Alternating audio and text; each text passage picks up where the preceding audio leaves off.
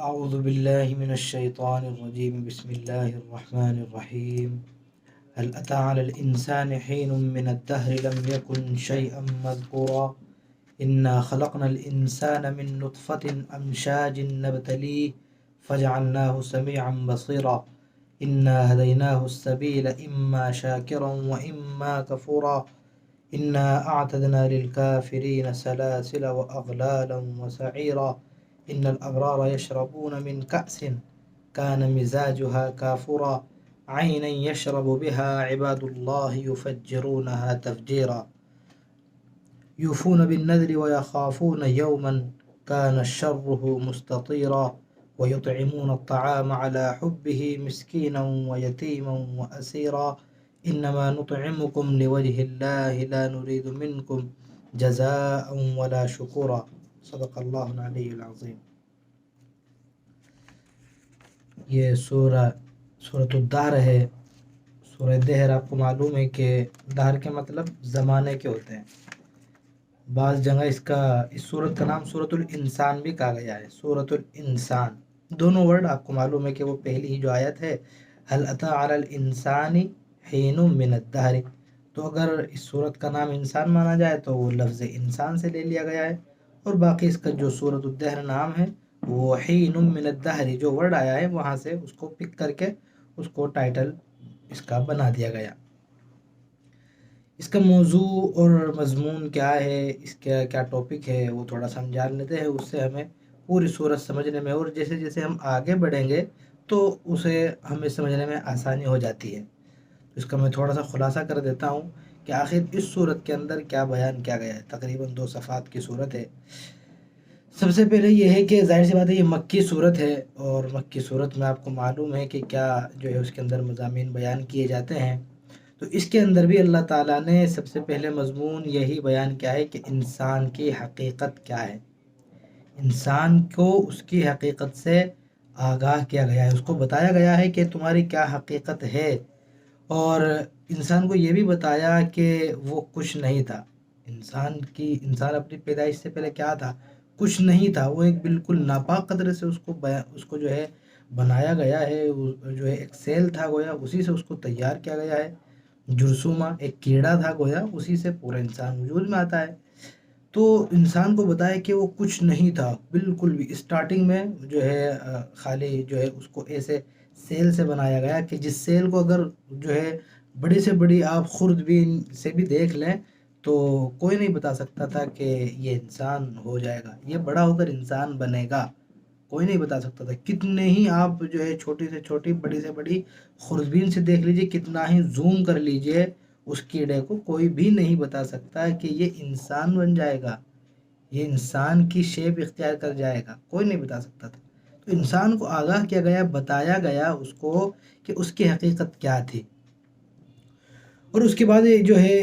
اللہ تعالیٰ نے بتایا ہے اس میں کہ بنایا کیوں، مقصد بتایا ہے انسان کا. انسان کی پیدائش کا مقصد کیا ہے، اللہ تعالیٰ نے یہ کلیئر کیا ہے. کیا مقصد ہے انسان کا؟ جیسا کہ ہم نے سورہ ملک کے اسٹارٹنگ میں پڑھا تھا، تبارک الذی بیدہ الملک وہو علی کل شیء قدیر الذی خلق الموت والحیاۃ لیبلوکم. وہاں پر ہم نے کیا پڑھا تھا کہ اللہ تعالیٰ نے موت اور زندگی کو اس لیے پیدا کیا ہے تاکہ وہ تمہیں آزمائے. تو اس صورت کے اندر بھی اللہ تعالیٰ نے یہی بیان کیا ہے کہ ہم نے جو تمہاری پیدائش کی ہے وہ یہ نہیں کہ تم کھاتے پیتے پھرو اور دن دناتے پھرو، جیسے چاہو جو ہے موج کرو، جیسے چاہو جو ہے تم عیش و عشرت کرو. ایسا نہیں ہے. تم یہاں پر کوئی جانور کی طرح نہیں چھوڑے گئے ہو کہ بس کھائیں اور چلیں پھریں، کوئی حساب کتاب نہیں، کچھ نہیں. بلکہ تمہاری آزمائش کے لیے ہم نے تمہیں پیدا کیا ہے تاکہ ہم جان لیں کہ کون اللہ تعالیٰ کا شکر کرتا ہے اور کون ناشکری کرتا ہے. اسی لیے اللہ تعالیٰ کیا کہتے ہیں آگے، اسی کے اندر اللہ بیان فرمائیں گے کہ اسی لیے ہم نے انسان کو جو ہے بہت ہوش و عقل والا بنایا. یہ نہیں کہ اس کو بیوقوف بنا دیا، اس کو جو ہے ناسمجھ بنا دیا، ایسا نہیں ہے. ہم نے اسے عقل دی، ہوش دی، تاکہ وہ اپنی اس عقل سے کام لے، اللہ تعالیٰ کا جو ہے شکر گزار بندہ بنے. اور اللہ تعالیٰ نے اس کے لیے کیا کیا، دونوں راستے اللہ تعالیٰ نے کھول دیے. چاہے تو وہ شکر والا راستہ اختیار کر لے، چاہے وہ پھر کفر والا اختیار کر لے. دوسری مخلوقات کی طرح یہ نہیں کہ ایسے ہی چھوڑ دیا، وہ تو اپنی اب وہ تو ایک نظام کے تحت چلتے ہیں، اور دوسری مخلوقات سے گویا انسان اور جنات کے علاوہ حساب و کتاب بھی نہیں ہوگا۔ تو یہاں پر جو ہے اللہ نے بتا دیا کہ انسان کی پیدائش کا مقصد کیا ہے، جو ہے وہ آزمائش ہے۔ تو یہ آپ ہی کہیں کہ اللہ نے ایک بار تو بتا دیا تھا، آپ بار بار بیان کر رہے ہیں۔ اللہ تعالیٰ بار بار ابھی کیا، آپ نے تو 2 ہی بار سنا ہوگا، اللہ تعالیٰ اس کو کئی کئی بار بیان کریں گے، سینکڑوں بار بیان کریں گے اللہ تعالیٰ اس کو۔ ایسا ہوتا ہے نا، کسی چیز پر آپ کو فوکس کرنا ہو اور ایک بک ہو تو آپ بار بار اس بات کو بیان کریں گے۔ تو اللہ تعالیٰ نے ایک ہی مضمون کو، یہ نہیں کہ بس جو ایک بار مضمون آ گیا اب وہ ریپیٹ نہیں ہوگا۔ قرآن کریم میں ایسا نہیں ہے۔ آپ قرآن کریم کو یہ سمجھے کہ اس کے اندر ہر آیت الگ مضمون کی ہے، ہر آیت الگ مضمون کی ہے، کوئی بھی موضوع اس میں، کوئی بھی ٹاپک اس میں ریپیٹ نہیں ہوتا، ایسا تو کچھ نہیں ہے۔ قرآن میں ٹاپک ریپیٹ ہوتا رہتا ہے۔ وہ کیسے کہ جیسے جیسے قرآن کی آیتیں نازل ہوتی تھی، تو جیسا جیسا اللہ تعالیٰ ماحول دیکھتے تھے کفار مکہ کے کیا حالات چل رہے ہیں، کیا حالات چل رہے ہیں، تو فوراً اسی کی مناسبت سے کوئی ایسی بات کہہ دیتے تھے جس سے وہ جو ہے گویا غم ہلکا ہو جاتا تھا، یا ان کو یا کفار مشرکین ڈر جاتے تھے، یا احکام نازل ہوتے تھے۔ نماز کے بارے میں کتنی بار کا اللہ تعالیٰ نے واقعی الصلاۃ وآتوا الزکاۃ، واقعی الصلاۃ وآتوا الزکاۃ، تو بار بار توجہ دلانے کے لیے تاکہ لوگوں کو اس کی اہمیت کا اندازہ ہو جائے۔ تو قرآن جو کتاب ہے وہ ایک انسائکلوپیڈیا نہیں ہے کہ وہ ایک انسائکلوپیڈیا ہے۔ انسائکلوپیڈیا میں کیا ہوتا ہے، آپ کسی کا ویکیپیڈیا تلاش کیجئے تو ویکیپیڈیا میں تو کوئی چیز ریپیٹ نہیں ہوگی نا کہ اس نے یہ کیا یہ کیا، اس کے اندر تو بہت چھوٹی چھوٹی معلومات دیتے رہتے ہیں۔ اور انسائکلوپیڈیا بڑی بڑی ہوتی ہے، اس کے اندر بھی کیا ہوتا ہے کہ ایک بات یعنی کسی شخصیت کی بایوگرافی لکھنی ہو تو وہ جو ہے لکھتے ہیں۔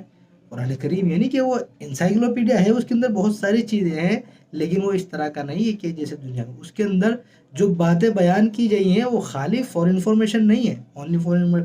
فار انفارمیشن،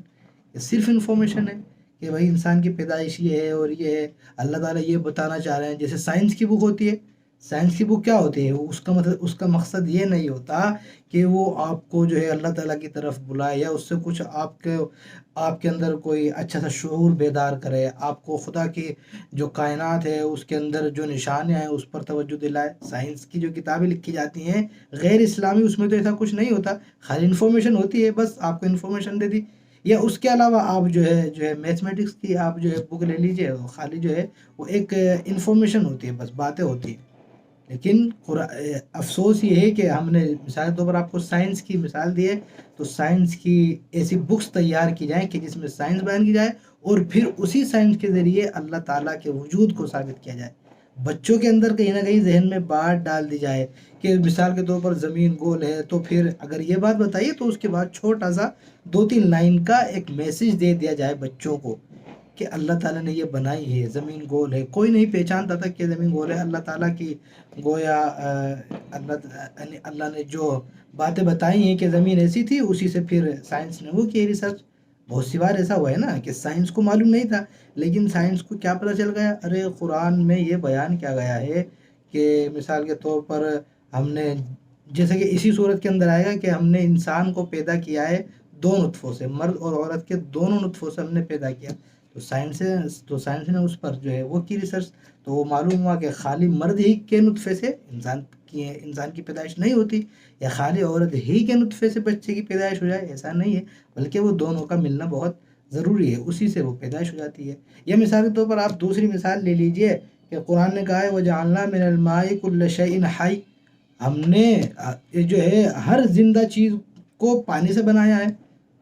اب یہ سائنس کو یہ نہیں معلوم تھا، تو اس نے اس پر ریسرچ کرنا شروع کر دیا کہ بھائی ہر چیز کو پانی سے بنایا ہے، چلو پیڑ پودوں کو دیکھتے ہیں کیا ان کے اندر پانی ہے کہ نہیں ہے، اور چیزوں کو دیکھتے ہیں پانی ہے کہ نہیں ہے، تو اس پر ریسرچ جو ہے شروع کی، تو ان کو پتہ چل گیا کہ ہاں پانی ہے، تو پھر انہوں نے اپنے بک میں لکھ دیا کہ ہم نے ایک نئی تحقیق کی ہے کہ جو ہے ہر چیز کو یا پانی سے پیدا کی گئی ہے۔ ظاہر سی بات ہے وہ پہلے قرآن سے، جیسے قرآن میں یہ آیا تھا، ہم نے سورہ رحمان میں بتایا تھا کہ قرآن نے کہا کہ 2 سمندر ہے جو آپس میں نہیں ملتے، میٹھا اور کھارا، دو جو ہے۔ اب کسی نے جو ہے اس وقت دوربین اور جو ہے سیٹلائٹ وغیرہ کچھ نہیں تھے مثال کے طور پر، تو انسان کیسے اندازہ لگا سکتا تھا، اس کو نالج ہو ہی نہیں سکتی تھی کہ اس طرح کے بھی دنیا میں سمندر پائے جاتے ہیں کیا۔ لیکن جیسے پتہ چلا تو ریسرچ کرنا شروع کر دیا کہ اچھا اس ٹائپ کے سمندر ہے، تو دیکھو کہاں ہے، تو دیکھے تو پتہ چلا، تو سائنس نے بتایا کہ اس ٹائپ کے بھی سمندر ہے۔ تو کہیں نہ کہیں سائنس آج جو ترقی اس نے کی ہے تو وہ صرف اور صرف اسلام کے اور قرآن کی وجہ سے وہ بہت آگے جا چکی ہے۔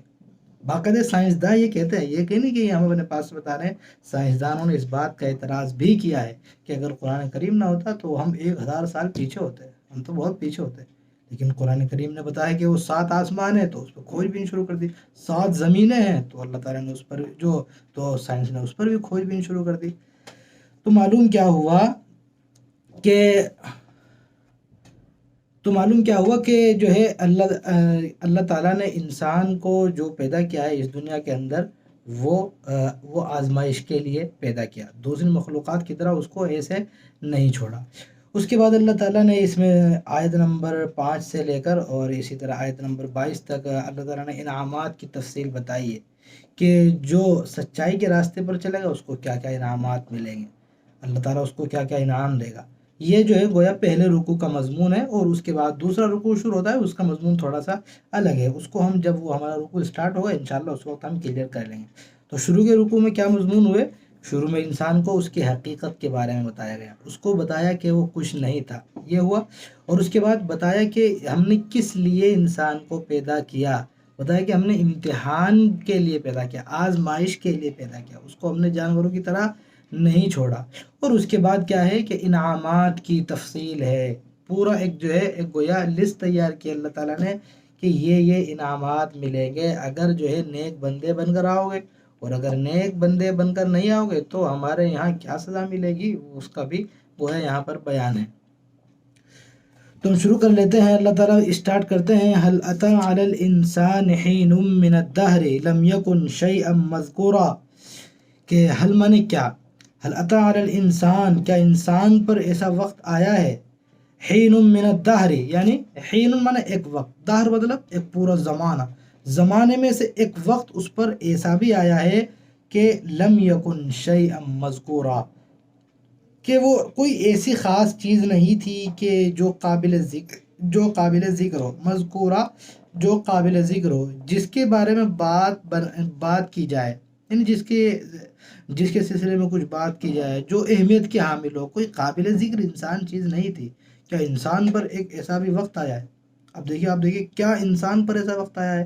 یہ اللہ تعالیٰ اسٹارٹنگ ہی اس طرح سے کر رہے ہیں، تو یہ نہیں اللہ تعالیٰ پوچھ رہے ہیں اپنے بندوں سے کہ جو ہے کیا انسان پر ایسا وقت آیا ہے، بتاؤ ذرا۔ تو یہ تو نہیں کہ اللہ تعالیٰ ہم سے پوچھ رہے ہیں کہ بھائی آپ بتائیے کیا یہ وقت آیا ہے نہیں آیا ہے، ایسا تو نہیں ہے، بلکہ ایک انداز ہوتا ہے بتانے کا، یعنی آپ سوالی انداز کریں اور آپ جو ہے سوال والا اپنا انداز اختیار کریں، اس کا مطلب بھی ہوتا ہے کہ بتانا۔ مثال کے طور پر آپ کی کسی سے وہ ہو جائے، اگر آپ کی لڑائی ہو جائے اور آپ اس سے کہیں کہ کیا ہم نے تمہارے ساتھ کبھی بدتمیزی کی ہے، ہم نے تمہارے ساتھ کبھی برا سلوک کیا، اب یہ نہیں کہ وہ اس سے پوچھ رہا ہے کیا ہم نے تمہارے ساتھ برا سلوک کیا اور وہ کہے گا جی ہاں کیا، جی نہیں کیا، ایسا تو نہیں ہے، بلکہ اس کا مقصد کیا ہے، جو غصے میں کہتا ہے، کہنے والے کا مقصد کیا ہوتا ہے کہ بھائی تم اچھی طرح سوچ لو، ہم نے تمہارے ساتھ کبھی برائی نہیں کی، کبھی برا سلوک نہیں کیا، ہم نے تمہارے ساتھ کبھی بھی بدتمیزی نہیں کی۔ تو گویا یہ جو انداز ہوتا ہے کہنے والا، یہ سامنے والے کو مجبور کرتا ہے سوچنے سمجھنے پر کہ بھائی سوچو ذرا، ہم نے کبھی بدتمیزی کی نہیں کی۔ تو جو ہے اس طرح کا آدمی انداز اپناتا ہے، تو وہ یہ نہیں کہ وہ سامنے والے سے جو ہے وہ رپلائی چاہتا ہے کہ ہاں بھائی آپ رپلائی کیجئے کہ ہم نے بدتمیزی کی ہے یا نہیں کی ہے۔ اگر وہ ہاں یا نہ کہتا ہے اور غصہ آ جاتا ہے، اگر وہ ہاں یا نہ کہتا ہے تو اور غصہ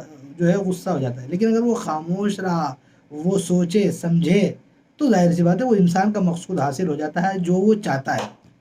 اسی لیے کوئی اگر آپ پر غصہ ہو رہا ہو تو یہ نہیں اس کو جواب دیا جائے، اس کو جواب نہ دیا جائے، اس سے ہمیں صاف صاف پتہ چل جاتا ہے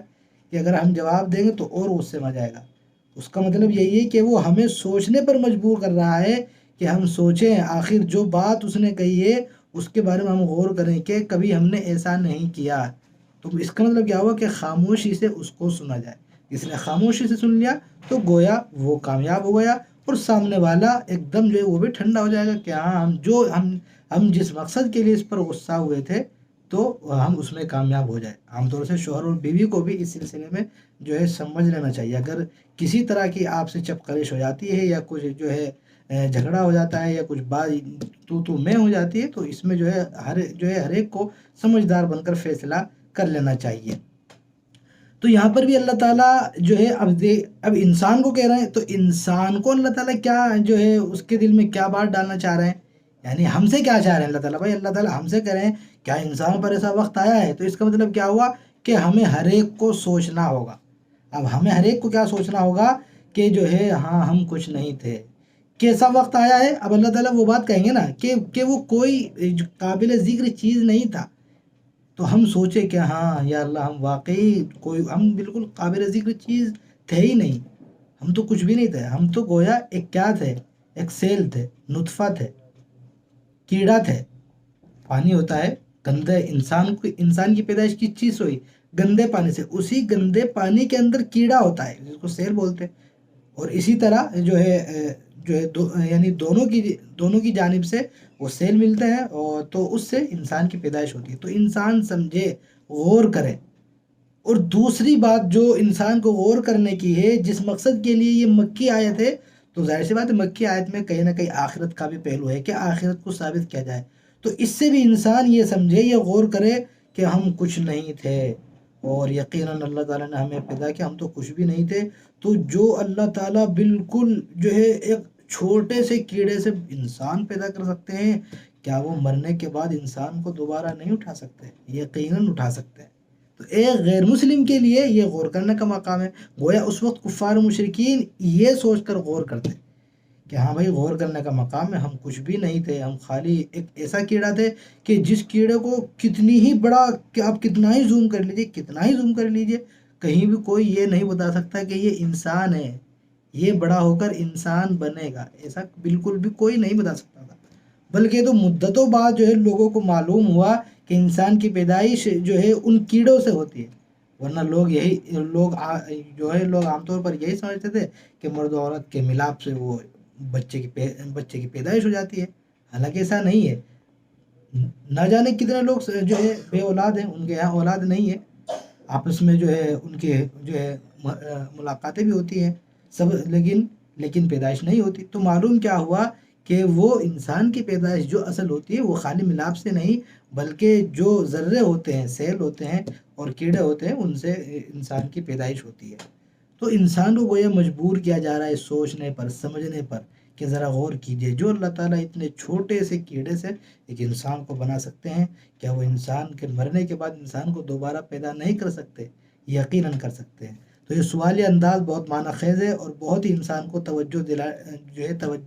دلانے والا ہے۔ یہ تاکید اور یہ بات اس میں نہیں آتی اگر اللہ تعالیٰ سمپل بتا دیتے کہ انسان پر ایک وقت ایسا آیا ہے، تو سمپل اگر اللہ تعالیٰ کہتے تو اس میں وہ مزہ نہ آتا۔ لیکن ایک سوال انداز کیا ہے، جیسے میں نے آپ کو بتایا، تو اس سوال انداز میں ایک الگ ہی مزہ ہے۔ تو کہا لم یکن شیئا مذکورا، کہ وہ جو ہے کوئی قابل ذکر شے ہو۔ اگر اللہ تعالیٰ کہہ رہے ہیں انا خلقنا الانسان من نطفۃ امشاج نبتلیہ فجعلناہ سمیعا بصیرا، انا خلقنا الانسان، بے شک ہم نے جو ہے یہاں پر انسان کو بتایا کہ وہ کس طرح پیدا کیا گیا۔ بے شک ہم نے انسان کو پیدا کیا من نطفۃ امشاج، ایک ملے جلے نطفے سے، من نطفہ ایک نطفے سے، امشاج جو ملا جلا تھا، یعنی خالی یعنی کہ مرد ہی کے نطفے سے پیدا کیا گیا ہے، یا صرف بچے کی پیدائش صرف عورت ہی کے نطفے سے ہو جاتی ہے، ایسا نہیں ہے، بلکہ دونوں کے نطفے سے ہم نے انسان کو گویا پیدا کیا۔ اور آگے مقصد بتایا جا رہا ہے کہ کیوں پیدا کیا، نبتلیہ، تاکہ ہم اس کو آزمائیں۔ دیکھیے ایک ہی بات، یہ سب سے چھوٹا مضمون ہے، اور اللہ تعالیٰ نے خالی ایک ورڈ کے اندر انسان کی پوری زندگی کا گویا اللہ تعالیٰ نے خلاصہ کر دیا، مقصد بتا دے اس پوری کائنات کا۔ کروڑوں لاکھوں انسان اس کے اندر جو ہے اس کائنات کے اندر موجود ہیں، اور انسان کے لیے اللہ تعالیٰ نے طرح طرح کی یہ نعمتیں سب بنائی ہیں، انسان کے لیے، انسان کے فائدے کے لیے اللہ تعالیٰ نے اتنی بڑی زمین بچھائی، اتنا بڑا آسمان اللہ تعالیٰ نے انسان ہی کے فائدے کے لیے بنایا، خالص انسان کے فائدے کے لیے۔ اگر انسان نہ ہو تو ان سب کی کوئی ضرورت نہ ہو۔ اللہ تعالیٰ نے پہاڑ، دریا، نہریں، سب چیزیں پیدا کی، کس چیز جو ہے، اور انسان کا مقصد بتایا کہ نبتلی، بھائی ہم نے اس لیے پیدا کیا کہ ہم اس کو آزمائیں۔ آپ بڑے سے اگر یہ بات نہ ہوتی، قرآن کے اندر یہ بات بیان نہ کی جاتی کہ ہم نے آزمائش کے لیے پیدا کیا، تو یقیناً ہمیں جو ہے اس کو لوگوں کے سامنے ایکسپلین کرنا بہت ہی مشکل ہو جاتا، ہمیں کافی لمبی تقریر کرنی پڑتی ہے کہ بھائی انسان ہم نے کیوں پیدا کیا۔ اسی لیے اگر آپ سے کوئی پوچھے کہ بھائی ہمارے پاس نا بس جو ہے 1 ہی منٹ ہے، آپ ہمیں یہ بتا دیجیے کہ وہ انسان کو کیوں پیدا کیا گیا، بس ہمارے پاس 1 ہی منٹ ہے، وہ ہمارے پاس فالتو ٹائم ہے ہی نہیں، 1 ہی منٹ میں یا ہمارے پاس آپ ایک ہی ورڈ میں ہمیں بتا دیجیے، تو ظاہر سی بات ہے آپ کے پاس کیا جواب ہوگا؟ قرآن کریم کی یہ آیت ہمارے پاس ہوگی کہ اللہ تعالیٰ نے انسان کو آزمائش کے لیے پیدا کیا، بات ختم، ساری چیزیں اس کے اندر آ گئی۔ اب اس کو الگ سے یہ کہنے کی ضرورت نہیں ہے کہ بھائی آپ نماز پڑھیں، آپ روزہ رکھیں، آپ جو ہے آپ دوسروں کا حق نہ کھائیں، اور اسی طرح دوسروں کا پریشان نہ کریں، یہ سب اسے کہنے کی ضرورت نہیں ہے، بلکہ آپ کیا کہتے ہیں؟ خالی آزمائش کے لیے اللہ نے انسان کو آزمائش کے لیے پیدا کیا۔ اگر یہ ہو جائے مثال کے طور پر ایک یعنی دنیا کی طرف سے ایک ایسی کال آئے اور ایک ایسا مطالبہ ہے کہ بھائی مسلمانوں کی طرف سے خالی ایک ورڈ چاہیے، ایک لائن چاہیے بس، کہ جس میں وہ لوگوں کو پیغام دے سکے اپنے بارے میں، اور یہ جملہ پوری دنیا میں ہائی لائٹ کیا جائے گا، سب کو بتایا جائے گا وہ جملہ، اور جو ہے اس جملے پر وہ سب کو عمل کرنے پر مجبور بھی کیا جائے گا، تو ہمارا ماننا ہے کہ اس کے اندر ہم یہ لکھوائیں کہ اللہ تعالیٰ نے انسان کو آزمائش کے لیے پیدا کیا۔ اس میں یہ کہنے کی ضرورت نہیں ہے ہمیں، ہم اگر یہ لکھوا دیں کہ محمد صلی اللہ علیہ وسلم کی اتباع کرو یا خالی اس کی اتباع کرو، تو ظاہر سی بات ہے اس کے اندر کئی پہلو ہمارے چھوٹ جائیں گے، لیکن اگر ہم یہ کہہ دیں کہ جو انسان کو آزمائش کے لیے پیدا کیا، تو ہر انسان ایک دم جو ہے اندر سے گھبرا جائے گا، ارے بھائی آزمائش کے لیے پیدا کیا، اس کا مطلب کیا ہوگا کہ کوئی ہے جو ہمارا پھر ایگزام لے گا، اور کب لے گا؟ یہاں تو لے نہیں رہا ہے، آخرت میں لینا پڑے گا، تو کافی ساری چیزیں آٹومیٹکلی ہماری کلیئر ہو جائیں گی۔ تو گویا یہ ایک ایسا ورڈ ہے کہ جس میں پورا دین بھی آ سکتا ہے، پورا جو ہے مقصد بھی آ سکتا ہے انسان کی زندگی کا، خالی ایک ورڈ میں۔ کوئی ہم سے کہے کہ جو ہے آپ کے پاس بس جو ہے 30 سیکنڈ ہے، اور آپ یہاں تقریر کیجئے ہمارے سامنے، اور آپ کا یہ پیغام پوری دنیا میں جو ہے اس کو گویا پھیلایا جائے گا، مثال کے طور پر اگر کسی چینل پہ بلایا جائے جس میں جو ہے کروڑوں اس کے جو ہے ویورز ہو گیا، اور خالی 30 منٹ ہمیں دیے جائے، سوری 30 سیکنڈ دیے جائیں کہ انسان کی پیدائش کیا ہے، تو ہم اس میں یہی کہیں گے کہ انسان کی پیدائش ہے کہ اللہ تعالیٰ آزما رہے ہیں، کس کو کیا نعمتیں دی ہیں، طاقتیں، صلاحیتیں جو دی گئی ہیں، وہ صرف اور صرف آزمائش کے لیے ہے، انسان کو اس دنیا میں جو ہے دندنانے کے لیے، اور جو ہے انسان خوب جو ہے موج مستی کرے، اس لیے اللہ تعالیٰ نے نہیں دیے، تو کہیں نہ کہیں انسان پھر اس پر غور و خوض کرے گا، تو اللہ تعالیٰ نے مقصد بدلا دیا، یہی ہے اصل مقصد انسان کا اس دنیا میں۔ اسی لیے ہمیں جو اللہ تعالیٰ نے طاقتیں دے رکھی ہیں، جو اللہ نے ہمیں قوت دی ہے، جو اللہ نے ہمیں صلاحیتیں دی ہیں، جو بھی اللہ نے نعمت دی ہے، اس کے بارے میں حساب و کتاب ہوگا۔ اگر آپ کو اللہ تعالیٰ نے اچھا سا جو ہے کھانے کے لیے دیا ہے اور اچھا پہننے کے لیے دیا ہے، تو آپ اس پر اللہ کا شکر ادا کیجیے، کہ ہو سکتا ہے کہ جو لائف آپ جی رہے ہیں، یہی لائف جو بیچارے مزدور ہیں ان کا خواب ہو سکتا ہے، اور آپ سمجھ رہے ہیں کہ ہماری لائف بہت بری گزر رہی ہے، ہمارے ڈریمز جو ہے وہ ایک دم جو ہے پورے نہیں ہو رہے ہیں، ہمارا تو خواب ہے کہ ہم جو ہے بڑی بڑی گاڑیوں میں ہم گھومیں، ایسا نہیں ہے۔ آپ اگر آپ کے پاس نارمل گاڑی ہے، صحیح، آپ کو صبح کا کھانا، شام کا کھانا وقت پر مل رہا ہے، اور آپ کھا رہے ہیں، تو یقیناً آپ سے بڑا خوش قسمت کوئی نہیں، اور آپ بغیر جو ہے گویا بغیر سونے کی، یعنی جو دوائی ہوتی ہے سونے کے لیے، آپ جو ہے بغیر سونے کی دوائی کے آپ سو جاتے ہیں، آپ کو ضرورت نہیں پڑتی گولی کھانے کی، تو یقیناً آپ بہت خوش قسمت ہیں۔ اس کا مطلب آپ کیا ہیں؟ بہت ہی خوش قسمت انسان ہے، آپ کو اس پر شکر ادا کرنا چاہیے، کیونکہ یہی لائف دوسرے لوگوں کو خواب ہوتی ہے جو ہم سے کم درجے کے ہیں، جو بیچارے مزدور طبقہ ہے، وہ یہی چاہتے ہیں کہ کم سے کم اللہ تعالیٰ ہمیں اس قابل بنا دے کہ ہم اپنی گاڑی میں گھومنے لگ جائیں، یا ہماری اپنی بائک ہو جائے، یا ہماری اپنی اسکوٹی ہو جائے، تو جو نیچے کے لوگ ہوتے ہیں وہ یہی خواب دیکھتے ہیں، اور ہم کیا سوچتے ہیں کہ جو ہے ہمارے پاس ہمیں اور مل جائے، اور مل جائے، اور مل جائے۔ اللہ تعالیٰ دیں گے، اور کب دیں گے؟ جبکہ ہم شکر ادا کریں گے، ناشکری کرتے رہو گے تو اللہ تعالیٰ یقیناً بالکل کبھی نہ کبھی بدلہ ضرور لے کر رہیں گے۔ ناشکری کرنے والے کو اللہ تعالیٰ جو ہے عذاب دیتے ہیں، وہ 5ویں پارے کے اندر آیا نا، ما یفعل اللہ بعذابکم ان شکرتم وآمنتم، ما یفعل اللہ، اللہ کیا کرے گا بعذابکم، تمہیں عذاب دے کر، تمہیں تکلیف دے کر اللہ کیا کریں گے؟ یہ تو اردو میں بھی یوز ہوتا ہے نا، اردو میں بہت یوز ہوتا ہے، ارے بھائی میں تمہارا بگاڑ کے کیا کروں گا، میں تمہیں تکلیف دے کے کیا کروں گا، میں کیا بگاڑ لوں گا تمہارا؟ تو وہی اللہ تعالیٰ کہہ رہے ہیں ما یفعل، فعل یفعل کرنا، ما یفعل اللہ، اللہ کیا کریں گے تمہیں عذاب دے کر، ان شکرتم، اگر تم شکر کرو گے۔ تب کہا اللہ نے شرط لگائی ہے، اگر تم شکر کرو گے اللہ تعالیٰ بھائی عذاب تمہیں کیوں دیں گے، تکلیف کیوں دیں گے۔ اب عذاب سے مراد یہ نہیں کہ وہ ایک جو ہے پہاڑ آئے گا یا طوفان آئے گا یا اوپر سے آگ برسے گی، کہ وہ والا عذاب مراد ہے۔ عذاب کا مطلب کیا ہوتا ہے عربی میں؟ عذاب کا ایکچوئل میننگ ہوتا ہے تکلیف دینا، ٹھیک ہے، تکلیف دینا اس کا اصل معنی ہوتے ہیں۔ تو اللہ کہہ رہے ہیں ما یفعل اللہ بعذابکم، کہ اللہ تمہیں تکلیف دے کر کیا کرے گا، مطلب اللہ تعالیٰ تکلیف نہیں دیں گے، یہ مراد ہے ان شکر تم، اگر تم شکر کرو گے۔ اس لیے انسان کو چاہیے کہ جو بھی اللہ تعالیٰ نے اس کو نعمتیں دی ہیں اس پر بہت ہی زیادہ شکر ادا کر، شکر ادا کرتا رہے، اللہ تعالیٰ اور دیں گے۔ قرآن کریم میں لَإِن شَكَرْتُمْ لَأَزِيدَنَّكُمْ، آپ سے میری جو ہے یہ بھی درخواست ہے کہ اس آیت پر آپ بہت اچھے سے غور کیجئے، اور ہو سکے تو آپ نوٹ بھی کر لیجئے۔ قرآن کریم میں لَإِن شَكَرْتُمْ، کہ اگر تم شکر کرو گے، لَأَزِيدَنَّكُمْ، لَأَزِيدَنَّ، یہ گرامر کے لحاظ سے کیا ہوتا ہے، اگر کسی بھی ورب پر شروع میں لام آ جاتا ہے اور جو ہے نون تشدید والا آ جاتا ہے، نون تشدید والا، اس کو نون ثقیلہ بولتے ہیں، لَأَزِيدَنَّ، تو دن میں جو نون ہے، تو عربی زبان میں اگر یہ آ جاتا ہے اس کا مطلب ہوتا ہے کہ بہت ہی زیادہ اللہ تعالیٰ تاکید سے کوئی بات کہہ رہے ہیں، بہت زور ڈال رہے ہیں اس میں۔ تو لَأَزِيدَنَّكُمْ کا مطلب میں تمہیں ضرور بھی ضرور بڑھا کر دوں گا، میرا وعدہ ہے۔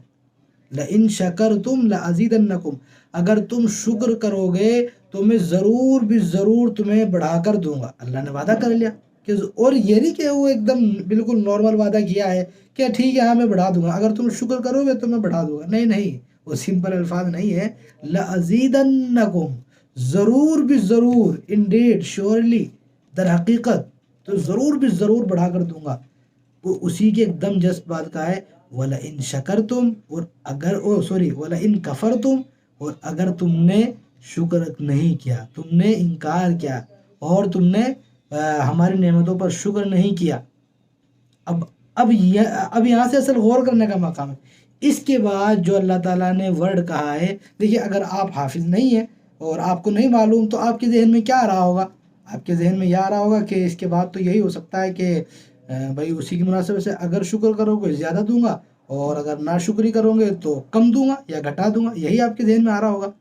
آپ کے کیا، کسی بھی بڑے سے بڑے ادیب کے اور بڑے سے بڑے عربی داں کے ذہن میں بھی یہی بات آئے گی کہ بھئی اللہ تعالیٰ یہ کہہ رہے ہیں شکر کرو گے زیادہ دوں گا، ناشکری کرو گے تو ظاہر سی بات ہے اس کا اپوزٹ یعنی کم کر دوں گا۔ نہیں، اللہ یہ نہیں کہہ رہے ہیں کہ میں کم کر دوں گا، اللہ کہہ رہے ہیں وَلَئِن كَفَرْتُمْ، اگر کفر کیا، إِنَّ عَذَابِي لَشَدِيدٌ، میرا عذاب بہت سخت ہے،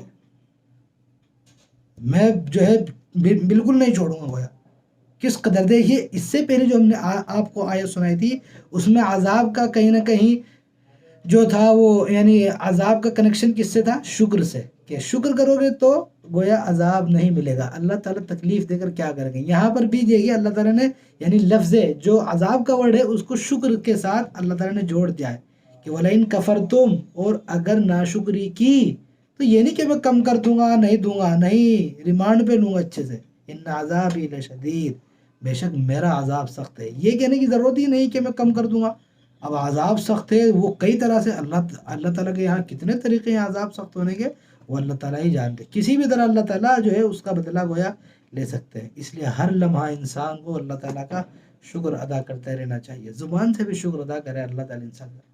یہ نہیں کہ وہ جو ہے برا بھلا کہے اور سوچے اور ہر وقت دماغ میں ٹینشن رہے، ارے یار اس سال بھی یہ سال بھی ایسا چلا گیا، اب جو ہے نیکسٹ ایئر بس مجھے جو ہے یہاں سے نکلنا ہے، گھر سے دور بھاگنا ہے، اور مجھے یہ کمانا ہے اور یہ کمانا ہے، اور جو ہے ہماری تو زندگی تباہ برباد ہو گئی، یا اللہ سے جو ہے انسان شکوے شکایت کر رہا ہے، ایسا نہیں، شکر ادا کر، اللہ تعالیٰ یقیناً اس کا جو ہے آپ کو بدلہ عطا فرمائیں گے۔ تو نبتلیہ، تاکہ ہم اس کو آزمائیں، انسان کا مقصد کیا ہے؟ آزمائش۔ آگے اللہ تعالیٰ کہہ رہے ہیں فَجَعَلْنَاهُ سَمِيعًا بَصِيرًا، تو اسی لیے ہم نے انسان کو کیا بنایا ہے؟ سمیعاً، اس کو ہم نے گویا سننے والا بنایا ہے، بصیرن اور دیکھنے والا بنایا ہے۔ انسان کو گویا ہم نے گویا نگاہ دی اور ہم نے انسان کو کان دیے تاکہ وہ سنے اور سمجھے۔ یوں تو اللہ تعالیٰ نے بہت ساری نعمتیں دی ہیں، لیکن جو بھی نالج کے سورس ہوتے ہیں، ہم نے آپ کو اس سے پہلے بھی بتایا تھا کہ نالج کے بہت سارے سورس ہیں، لیکن اس میں سب سے بڑا جو سورس ہوتا ہے وہ سننا ہوتا ہے۔ اسی لیے اللہ تعالیٰ نے دو سورس یہاں پر بیان کیے کہ ہم نے اس کو سننے والا بنایا اور ہم نے اس کو دیکھنے والا بنایا، یعنی وہ سنے اور دیکھے، اچھی طرح اس کائنات میں غور کرے اور وہ دیکھے کہ کیا چیز اچھی ہے کیا چیز بری ہے۔ ہم نے یہ نہیں کہ اب سمیع بصیرہ سے یہ نہیں کہ ہم نے اس کو کان دیے اور آنکھ دی، نارمل جو کان اور آنکھ، یہ تو جانور کو بھی دی اللہ تعالیٰ نے، جانور بھی جو ہے اس کے پاس بھی آنکھ ہے اور کان ہے، لیکن نہیں، وہ کان اور جو وہ ہم نے خالی کان اور آنکھ جو ہے نعمت کے طور پر نہیں بلکہ سوچنے سمجھنے کے لیے دے، انسان اس سے غور کرے۔ اور آگے اللہ کہہ رہے ہیں انا ہدیناہ السبیلا، اور بے شک ہم نے اس کو راستہ بھی دکھلایا۔ یہ نہیں کہ ہم نے خالی پیدا کر کے چھوڑ دیا اور اس کو اور ہم نے اس کو سوچنے سمجھنے کی صلاحیت دی اور بس ایسے ہی چھوڑ دیا، نہیں، اللہ نے بتا دیا انا ہدیناہ السبیلا، ہم نے اسے راستہ دکھا دیا۔ اب یہاں پر غور کرنے کا مقام ہے اور سوچنے کا بھی مقام ہے کہ اللہ نے بھائی کیسے راستہ دکھا دیا؟ بھائی جو غیر مسلمین ہیں ان کو کہاں سے راستہ دکھا دیا ابھی تک؟ تو کیسے راستہ دکھایا؟ اس کو ہم تھوڑا سا سمجھ لیتے ہیں۔ تو ظاہر سی بات ہے اللہ تعالیٰ نے بہت ساری چیزوں سے گویا انسان کو آگاہ کر دیا، اور اللہ تعالیٰ یہ کہہ رہے ہیں کہ ہم نے انسان کو بتا دیا۔ سب سے پہلے کیا ہے کہ اللہ تعالیٰ نے جو ہے انسان کے اندر ایک گویا حس رکھی ہے، اخلاق حس، اندر سے انسان محسوس کرتا ہے کہ کیا چیز اچھی ہے کیا چیز بری ہے، محسوس کر لیتا ہے۔ ایسا نہیں کہ انسان غلط کو اچھا ہی سمجھے گا، نہیں، انسان کے اندر جو ضمیر ہوتا ہے، نفس لوامہ انسان اللہ تعالیٰ نے انسان کے اندر رکھا۔ لوامہ یعنی ملامت کرنے والا، جیسے ہی آپ کوئی برائی کیجئے اندر سے گویا فوراً جو ہے الرٹ ہو جاتا ہے کہ بھائی ہم نے کچھ برائی کی ہے۔ تو معلوم کیا ہوا، اللہ نے انسان کے ضمیر کے اندر ایک ایسا حادثہ رکھا ہے جس سے محسوس ہو جاتا ہے کہ ہاں ہم نے غلط کیا۔ یہ ہر ایک انسان کے اندر ہے، یہ نہیں کہ خالی مسلمین ہی کے اندر ہے یہ حادثہ، وہی اگر برائی کرے وہی محسوس کرے گا، ایسا نہیں ہے۔ کوئی جو ہے غیر ایمان والا بھی اگر برائی کرتا ہے یقیناً اس کا دل اندر سے گواہی دے دیتا ہے۔ چور کتنا ہی بڑا چور ہو، وہ ساری دنیا کو بیوقوف بنا سکتا ہے، لیکن وہ خود کو جو ہے وہ جو ہے یہ ثابت نہیں کر سکتا کہ وہ چور ہے۔ برائی کرنے والا اور دوسروں کا حق کھانے والا وہ ساری دنیا کو بیوقوف بنا سکتا ہے، وہ لاکھوں ہزاروں اس کے خلاف مقدمے کر دیا جائیں وہ جیت سکتا ہے، لیکن وہ خود سے نہیں جیت سکتا، خود کو بیوقوف نہیں بنا سکتا۔ تو یہ جو ہے اگر یہ نہ ہوتا کہ اللہ تعالیٰ اچھائی اور برائی نہ دیکھتے، تو یہ اندر سے جو انسان کے اندر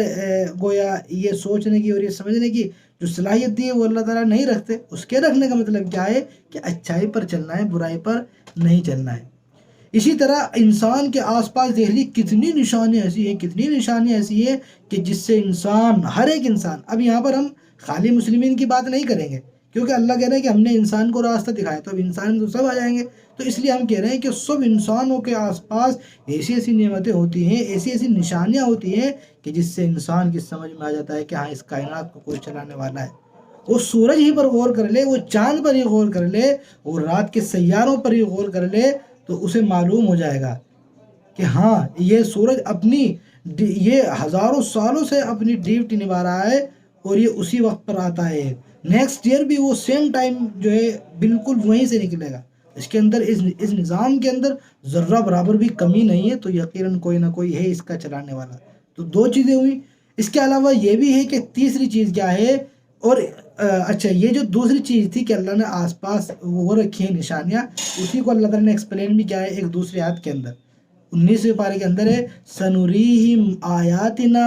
فی الآفاق وفی انفسہم، کہ ہم دکھائیں گے اپنی نشانیاں، کہاں دکھائیں گے؟ فی الآفاق یعنی اس آسمان و زمین میں گویا ہم دکھائیں گے، آفاق یعنی جو اوپر کا حصہ ہوتا ہے اس میں دکھائیں گے، وفی انفسہم خود انسانوں کے اندر بھی دکھائیں گے، تمہارے اندر بھی کچھ چیزیں ایسی ہوں گی کہ جس سے تم یہ ماننے پر مجبور ہو جاؤ گے کہ اللہ ایک ہے۔ ہم نے تمہیں یہ آنکھ کی کتنی بڑی نعمت دی ہے، کان کی کتنی بڑی نعمت دی ہے ہم نے، تو ان سے بھی آپ یہ سمجھیے کہ آنکھ کا کوئی الٹیمیٹ نہیں ہو سکتا۔ یہ نہیں کہ آپ جو ہے ایک دوسری آنکھ جو ہے آپ آنکھ بنائیے اور سیم وہی کام کرے جو یہ کام کرے، ایسا نہیں ہے۔ اللہ نے آنکھ کی نعمت دی، اسی طرح بہت ساری نعمت دی۔ انسان میں کیا ہے کہ جو ہے انسان کھانا کھاتا ہے تو سارا وہ نیچے چلا جاتا ہے، اگر وہ انسان الٹا بھی ہو جائے تب یہ نہیں کہ وہ کھانا باہر آ جائے گا، نہیں، اللہ تعالیٰ نے گویا یہاں پر ایک گویا پلیٹ رکھی ہوئی ہے جو ایک دم ڈھک جاتی ہے، جیسے ہم ایسے ہی ہوتے ہیں، وہ ایک دم پلیٹ ہماری گویا ڈھک جاتی ہے جس سے کھانا باہر نہیں آتا۔ وہ پلیٹ اگر ہماری خراب ہو جائے تو ہمارا سارا کھانا باہر نکل سکتا ہے۔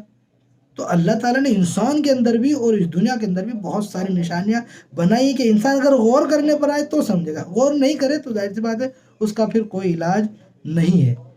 اس کے علاوہ دیکھیے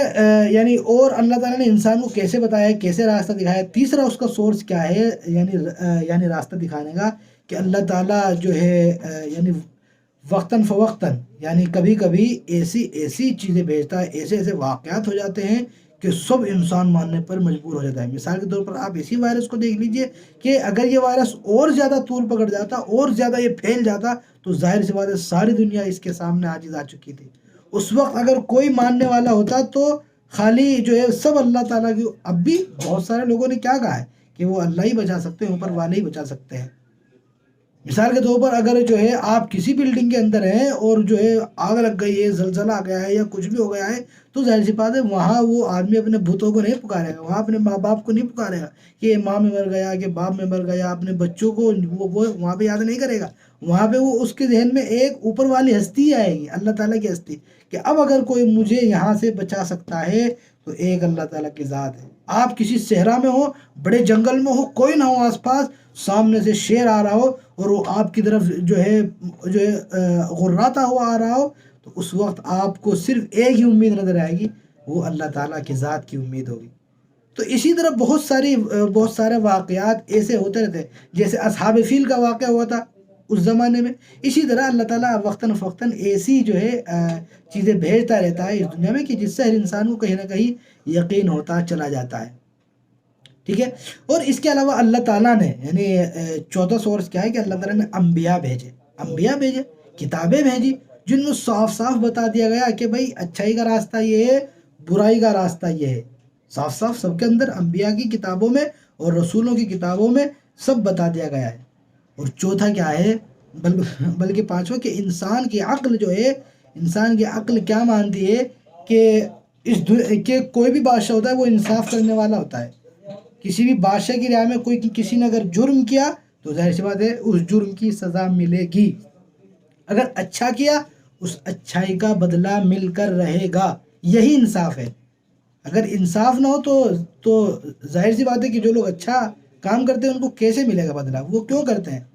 اگر مثال کے طور پر آپ کو کسی نے بہت تکلیف پہنچائی یا آپ کو مار دیا اور جو ہے آپ اس سے بدلہ نہیں لے سکے تو آپ بدلہ کہاں لیں گے بھائی؟ اوپر والا انصاف کیسے کرے گا؟ یا سامنے والا آپ کو مار کر خود مر گیا یا وہ کہیں چلا گیا تو آپ کیسے اس سے بدلہ لیں گے؟ تو ظاہر سی بات ہے اس کا ایک ذریعہ کیا ہے، آخرت ہی ہے، آخرت ہی میں وہ آپ کو بدلہ دیا جائے گا۔ تو یہ کچھ ذریعے ہوئے کہ جس سے ہمیں پتہ چلتا ہے کہ اللہ تعالیٰ نے انسان کو سیدھا راستہ دکھا دیا، انا ہدیناہ السبیل، ہم نے انسان کو سیدھا راستہ دکھا دیا۔ کیسے دکھایا؟ ہم نے آپ کو 4-5 چیزوں میں کلیئر کر دیا ہے، اما شاکرا و اما کفورا، کہ یا تو وہ شکر گزار بن جائے یا پھر وہ ناشکرہ بن جائے۔ ہم نے اسے بتا دیا اس کی مرضی ہے وہ شکر گزار بن جائے یا ناشکرہ بن جائے۔ شکر گزار ہوگا تو اس کے کیا بینیفٹس ہیں، کیا ان کو وہ ملیں گی نعمتیں، وہ اللہ تعالیٰ آگے بیان کر رہے ہیں،